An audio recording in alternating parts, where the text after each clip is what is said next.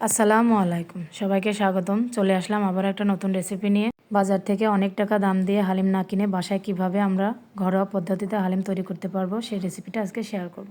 চলুন তাহলে দেখে নেওয়া যাক। আমি এখানে মেজারমেন্ট কাপ দিয়ে মেপে নিয়েছি 1/3 কাপ মসুরের ডাল, ছোলার ডাল, বুটের ডাল, মুগ ডাল, কালার ডাল, মটরের ডাল আর 1/3 কাপ এখানে পোলাও চাল নিয়েছি আর 1.5 কাপ গম দিয়েছি। এটা ভালো মতো নেড়েচেড়ে মিশিয়ে নেব। এটা আমার মেশানো হয়ে গেছে। এবার আমি এটা পরিষ্কার করার জন্য একটা ভালো তোয়ালের উপরে এটা দিয়ে হাত দিয়ে এরকম করে পরিষ্কার করে নেব। আপনারা চাইলে ভিজিয়ে রোদে শুকিয়েও এটা করতে পারবেন। এবার আমি ব্লেন্ডার জাগে নিয়েছি। এটা পুরোপুরি ব্লেন্ড করা যাবে না, একটু দানা দানা থাকবে। এই পর্যায়ে আমি এটা নামিয়ে নিয়েছি। এবার ওখান থেকে আমি 1 কাপ নিয়ে নিলাম। এবার ফুটন্ত গরম পানি দিয়েছি অল্প করে। এবার চামচের সাহায্যে ভালো মতো নেড়েচেড়ে মিশিয়ে নিয়ে আবারও আমি পুরো পানিটা এখানে ঢেলে দিয়েছি। দিয়ে আবারও নাড়াচাড়া করে একটু মিশিয়ে নিয়েছি। এবার এটা আমি 2 ঘন্টার জন্য রেস্টে রেখে দেব। আবার এর মাঝে আমি একটা মশলা তৈরি করে নেব।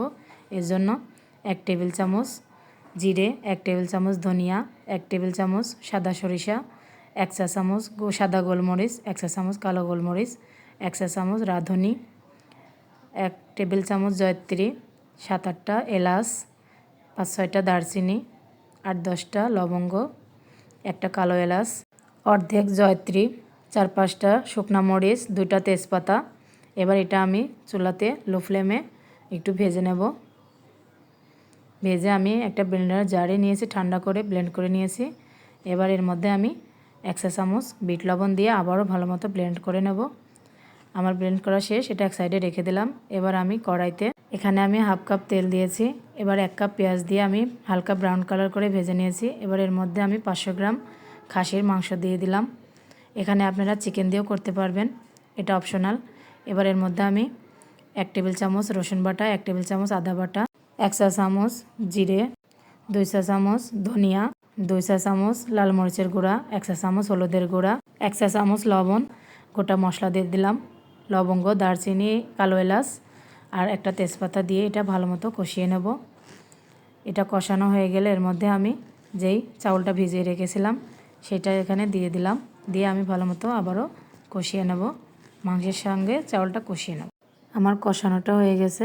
এবার এর মধ্যে আমি যে মশলাটা ব্লেন্ড করে রেখেছিলাম সেখান থেকে 2 চা চামচ মশলা এখানে অ্যাড করে দিয়ে ভালো মতো মিশিয়ে নেব। মেশানো হয়ে গেলে এর মধ্যে আমি গরম পানি মেজারমেন্ট কাপের 2 কাপ অ্যাড করে দিলাম। দিয়ে ভালো মতো নেড়েচেড়ে মিশিয়ে নিয়ে ঢাকনা দিয়ে ঢেকে আমি এটা রান্না করব। এর মাঝে আমি 2 বার গরম পানি অ্যাড করেছি, আপনারা পানিটা পরিমাণ বুঝে দিবেন। আর আবারও ঢাকা দিয়ে ঢেকে এটা রান্না করব 40 মিনিটের জন্য। আমার রান্নাটা প্রায় শেষ। ঘনত্বটা ঠিক এরকম থাকবে, এর থেকে বেশি ঘন করলে এটা জমে যাবে। এ পর্যায়ে আমি এটা চুলা থেকে নামিয়ে নেব। এটা আমি একটা মাটির পাত্রে ঢেলে নিয়েছি।